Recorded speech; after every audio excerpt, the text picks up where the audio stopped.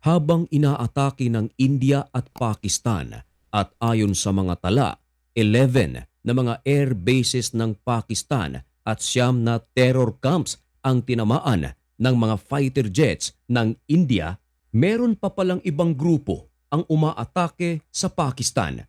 Kumbaga, ang nakaraang gyera mga kaibigan ay hindi lamang sa pagitan ng India at Pakistan. Anong grupo ito? At nakapagsagawa pa sila ng 71 attacks at sa kanilang kasalukuyang operation, umabot na sa 51 na location ang kanilang tinarget. Yan ang ating pag-uusapan sa videong ito. Pero bago ang lahat ay huwag kalimutang mag-subscribe. At dahil nandito ka na rin lang naman, palike na rin mga kaibigan.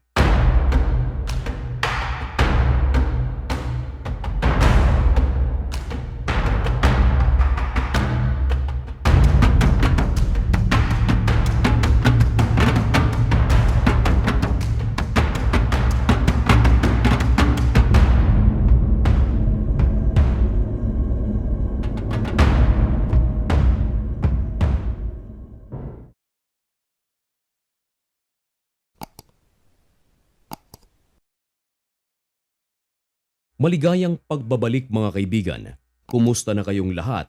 Tapos na ang eleksyon. Marahil sa inyong lugar ay meron ng mga naiproklama at samantalang ang senatorial race ay patuloy pa ang pagbibilang. Anyway, ngayon ay May 13, 2025 at meron tayong ibibigay na update. Ito ay tungkol sa nangyaring giyera sa pagitan ng India at Pakistan. Hindi lang pala giyera ng India at Pakistan ang nangyari, kundi meron pa palang ibang grupo ang kumalaban sa Pakistan. Huwag na tayong magpatumpik-tumpik pa. Ang grupong ito ay nasa loob mismo ng Pakistan. Ito yung tinatawag na Baloch Liberation Army o yung BLA. Habang inaatake ng Indian forces ang Pakistan forces at tinarget nito mga kaibigan ang mga military bases ng naturang bansa at mga terror camps. Ang hindi alam ng karamihan ay inaatake rin pala ang Pakistan mismo sa loob ng Pakistan. Sila yung mga rebelding grupo na nasa loob ng Balochistan. Para sa kaalaman ng karamihan mga kaibigan, ang Balochistan ay pinakamalaking probinsya ng Pakistan. Ito ay katabi lamang ng Iran at ng Afghanistan. Ayon sa history, ang angkan na mga Balochistan ay isa sa mga grupo na kumalaban sa Persian Empire. Isa sila sa mga tumitindig laban kay Cyrus the Great. Ang ibang angkan dito mga kaibigan ay nagmula pa sa Kurdish ng Turkish region. At sa loob ng mahabang panahon, ang kanilang opisyal na lingwahe at komunikasyon ay parehas lamang ng Persya o yung Iran. Pero sa ating panahon mga kaibigan, ang probinsyang ito ay hindi makatindig-tindig na probinsya dahil lagi itong inaatake. Kaya ang grupong ito mga kaibigan ay isa sa nagkakaroon ng revolusyon laban sa Pakistani government dahil ayon sa kanila ay pinababayaan lamang sila at ayaw rin nila ang pamamahala ng Pakistani government dahil ang kanilang mga natural resources ay pinagsasamantalahan lamang ng Pakistani government. Matindi ang galit ng mga tao sa lugar na ito sa kanilang gobyerno mga kaibigan sapagkat can you imagine sa kabuuang geographical area nito na 48%, 44% dito mga kaibigan ay pinabayaan na ng kanilang gobyerno at nangangamba pang aagawin ng China. Kaya umaalsa ang mga tao rito at nagsasagawa ng revolusyon at pag-aatake sa mga lugar sa Pakistan upang sila ay makalaya mula sa kanilang gobyerno. At noong umatake ang nasabing terrorist group noong April 22 sa Kashmir, India, lalo silang nagkaroon ng pagkakataon at nagkaroon ng pag-asa dahil alam nila na ang India ay hindi mananahimik sa nasabing pag-atake. Dumaan ang 2 linggo. Tama ang hinala ng BLA. Ayon, umatake na ang Indian forces. Gumanti rin ang Pakistan, gumanti uli ang India. Ibig sabihin mga kaibigan, nafo-focus ngayon ang Pakistan sa mga Air Force ng India. Maging ang kanilang interception ay nakatuon upang hindi sila atakihin ng India.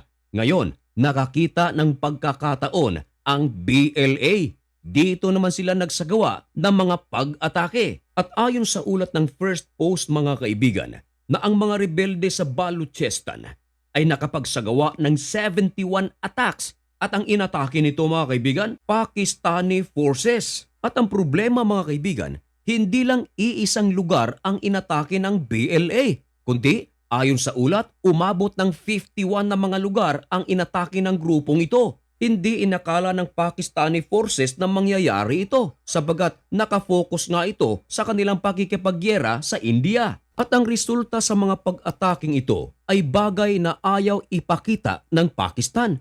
Pero lumabas ang katotohanan na merong mga lugar na nakuha ng naturang BLA. At marami rin sa mga Pakistani soldiers ang nasawi dahil sa mga pag-atake ng BLA. At ngayon, ayon sa mga eksperto mga kaibigan, tila nagpapasalamat ang BLA dahil sa ginawang mga pag-atake ng India sa Pakistan. At meron pang kumalat na balita na ang nasabing grupo ay humihingi pa ng tulong sa gobyerno ng India. Isa pa sa mga problema ng mga taga-Baluchistan mga kaibigan ay ang napakaraming presensya ng mga Chinese na nasa kanilang lugar at tila pinababayaan lamang ito ng Pakistani government. Maraming mga itinatayo na mga infrastructures at ito ay pag-aari ng China at ayon sa Baluchistan rebels, sila ang nagsasagawa ng mga pag-atake sa mga lugar na ito dahil ayaw nila na mamayagpag ang Chinese sa kanilang lugar. At mismong ang gobyerno pa ng Pakistan ang nagsabi na mula sa mga pag-atake ng Baluchistan mga kaibigan, umabot na sa 130 Pakistani military ang nasawi. Malaki ang damage para sa Pakistani government ang ginawang mga pag-atake ng BLA sapagkat kasamang inatake ng grupong ito mga kaibigan ang Pakistani military convoys, mga checkpoints, kasama na ang intelligence agencies nito. Marami ring mga mineral transport vehicles ang winasak ng grupong ito. At ang malubha pa mga kaibigan, hindi nagkakaisa ang buong Pakistan. Bakit? Sabagat maraming mga member of the state of Pakistan ang sumusuporta sa grupong ito. Ibig sabihin mga kaibigan, sinusuportahan ito ng financials at mga armas. Pinipigilan ito ng Pakistani government na malaman ng buong mundo. Nako mga kaibigan, ano kaya ang susunod na magiging aksyon ng India sa mga panawagan ng BLA? At ang mga kasagutan sa katanungan na iyan ay isa sa ating mga tututukan dito lamang sa channel na ito. Kaya kung nais mong maging updated at kung bago ka lang sa channel na ito at kung gusto mo ang ganitong mga content, baka naman pwedeng makahingi ng kaunting pabor, isubscribe mo na ang channel na ito. Sa lahat ng aking mga kababayan, Luzon, Visayas at Mindanao, sa iba't ibang panig ng mundo, may God bless you at hanggang dito na lamang muna ang video ito. Goodbye!